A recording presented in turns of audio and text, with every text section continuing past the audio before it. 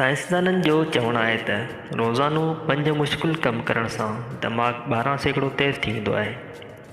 आमतौर ते इंसान जो दिमाग़ु 8% मस्तु कमु कंदो आहे, पर जेको इंसान ॿुझा राज़ सुलझाईंदो आहे उन जो दिमाग़ु अञा वधीक कमु कंदो आहे।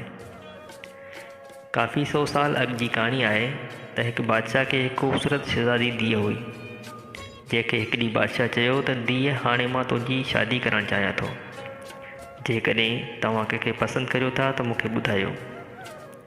जिते शहज़ादी चयो त बाबा, मूंखे को नौजवान पसंदि न आहे, पर मुंहिंजो हिकु शर्त आहे त मां शादी उन नौजवान सां कंदी हुअसि जेको मुंहिंजे लाइ हिकु अहिड़ी शइ तयारु करे खणी अचे जेका मूं कॾहिं बि न ॾिठी हुजे ऐं न ई ॿुधी हुजे।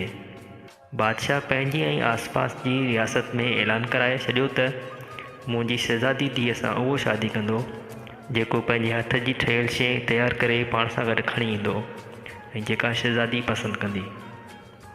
शहज़ादी जो शर्त पूरो करण लाइ केतिरा ई नौजवान पंहिंजे हथ जी ठहियल शयूं खणी ईंदा रहिया, पर को बि शहज़ादी खे मुतासिर न करे सघियो।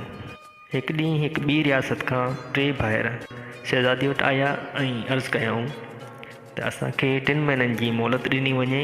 इनशा अल्लाह असां 3 भाइरनि मां को हिकु तव्हांखे ज़रूरु पसंदि ईंदो। 2 भाइर मोकिलाए रवाना थिया। 3 भाइरनि हिक ॿिए खे चयो त असां हाणे महीने खां पोइ हिक ॿिए सां हिन जॻह ते मिलंदासीं। जेका शइ तयारु कंदासीं उहा सभ खां पहिरियां हिक ॿिए खे ज़रूरु ॾेखारींदासीं।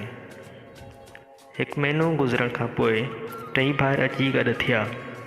उन्हनि हिक ॿिए खे पंहिंजे हथ जी ठहियल शइ ॾेखारी।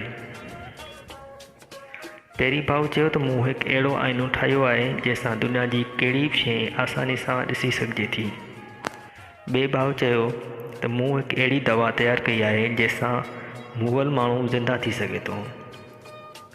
3 भाउ चयो त मूं हिकु अहिड़ी चादर तयारु कई आहे जंहिं ते वेही पाण दुनिया जे कंहिं बि इलाइक़े में आसानी सां चंद घड़ियुनि में पहुची सघूं था।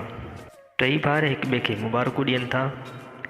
2 भाइरनि आईने ठाहिण वारे भाउ खे चयो त असांखे जादू वारो आईनो ॾेखार त ॾिसूं त शहज़ादी हिन वक़्तु छा करे रही आहे। 3 भाइर आईने में ॾिसी हैरान थी वञनि था त शहज़ादी जो लाश पियल आहे ऐं खेसि दफ़नाइण जूं तयारियूं थी रहियूं आहिनि। 3 भाइर हिक ॿिए खे ॾिसी परेशान थियनि था, जंहिं ते दवा ठाहिण वारे चयो त मूं वटि दवा आहे जंहिंसां शहज़ादी खे ज़िंदा करे सघिजे थो।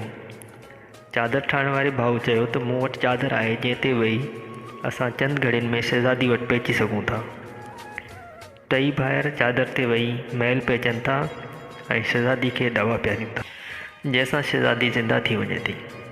शहज़ादीअ बादशाह खे चयो त आऊं शादी दवा ठाहींदड़ भाउ सां कंदी हुअसि। जंहिं ते आईने ठाहिण वारे भाउ रड़ कंदे चयो त जंहिं वक़्तु शहज़ादी खे दफ़नाइण जूं तयारियूं थी रहियूं हुयूं उन वक़्तु मूं आईनो ॾेखारे भाइरनि खे ख़बर ॾिनी, इन करे शहज़ादी सां शादी करण जो हक़ु मुंहिंजो आहे।